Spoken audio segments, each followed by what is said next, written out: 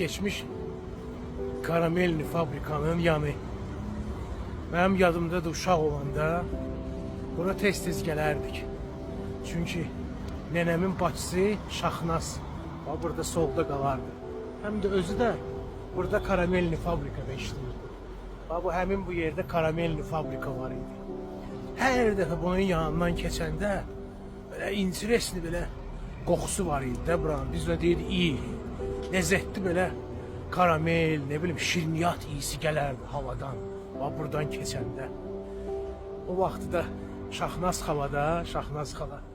Hər dəfə mən onların yanına gələndə uşaq idim, kök uşaq idim də belə. Hər dəfə mənim konfet payımı özdə ona qənfet deyərdi. Qənfet payımı mənim üçün ayırardı.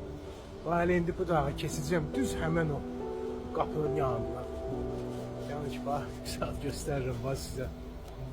Bax, görürsünüz, üstündə 89 yazılıb, ama həmən o yerdir. Bax, bura. Yəni, köhnə məhəllələrdən biri. Hətta deyirəm ki, istəyirəm bir keçim içəri, bəlkə bir içərini də çəkib baxasınız. İndi burada, yəni, inanmıram ki, çox şey değişib.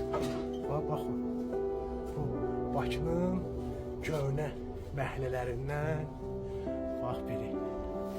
Bax, bu da ki, yəni, həmən bax, Şaxnaz xalagilin evi.